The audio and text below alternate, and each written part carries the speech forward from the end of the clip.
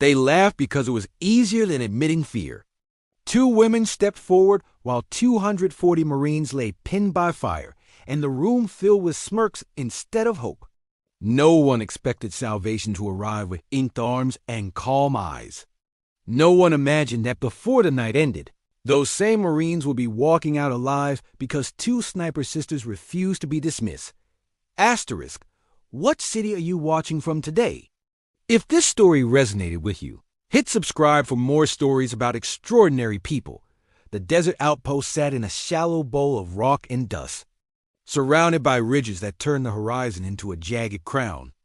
By late afternoon, the radios crackled with broken reports. A patrol had moved into the basin to secure a convoy route and walked straight into a trap. Enemy fighters held the high ground, cutting off escape with overlapping fields of fire. Air support was grounded by weather rolling in from the west. Ammunition thinned. Water ran low. Every minute tightened like a knot dot at the forward command post. Officers leaned over maps stained with sweat and coffee. Someone counted heads again, as if the number might change. 240 Marines. Sons and daughters, friends. The question hung in the air, heavy and unanswered. How do you reach a force that cannot move without being cut down? That was when the sisters spoke. They stood at the back at first. Identical posture, different eyes. Mara and Ellen Reyes, raised on the same streets, trained under different instructors, bound by something deeper than blood. Their uniforms were worn clean by discipline, their forearms marked by tattoos that told stories no one in that room had bothered to ask about. One tattoo wrapped a compass around the wrist. Another traced a mountain ridge across a forearm. Ink did not make them reckless. It made them visible.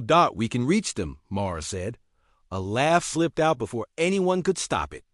A quiet one, then another. Someone muttered that snipers did not break sieges. Someone else said they were not even from the unit assigned to the sector. The sisters waited. They had learned long ago that waiting was sometimes the sharpest weapon. Ellen stepped forward. "Give us a vantage point in time," she said. "We will thin the ridges. We will open a corridor." The laughter faded into tight smiles. An officer glanced at their arms, then at the map. Tattooed snipers were a story people liked to tell when they wanted an excuse to doubt. But doubt was a luxury the trapped Marines could not afford. "What do you need?" The commander asked. "Distance," Mara said. And trust. The climb began before dusk. The sisters moved with the patience of people who knew the land would reveal itself if they listened. Wind curled through stone. The weather pressed low. They reached a spine of rock that looked into the basin like an unblinking eye. From there, the ridges aligned in harsh geometry. Enemy positions were dug in where arrogance always dug in. Confident in height and firepower, the sisters worked without words. They had learned silence together, learned how breath could be counted without numbers, how to read a sibling's intent in the shift of a shoulder. They set up in separate nests, cross-covering angles that turned the ridges into a chessboard. The radio crackled once, then went still. Below them, Marines huddled behind broken vehicles and shallow scrapes. Fear was a living thing down there, crawling into thoughts. A young corporal pressed his helmet against the dirt and wondered how long courage could last on an empty canteen. A medic tore cloth into strips and told jokes that fell flat. Someone whispered a prayer and did not finish it. The first shot came like an answer, clean and final. It removed a silhouette from a ridge and left space where confidence had been. The second followed, and the third. Enemy fire stuttered as eyes searched for ghosts. They never saw the sisters because the sisters never rushed. They selected leaders, then the weapons that controlled movement. They chose angles that punished anyone who tried to be brave. A radio crackled back to the command post. "Corridor opening," Mara said. Skepticism gave way to calculation. Orders moved like blood through veins. Smoke was prepared. Movement planned. The Marines waited for the signal that would mean the difference between a sprint and a slaughter. The enemy adapted, as enemies do. They shifted positions, tried to flush the nest with blind fire.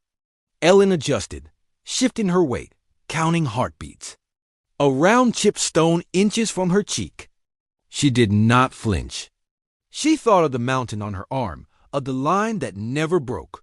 She thought of the promise she made to her sister when they were girls, and the world told them to be smaller. The signal came. Move now.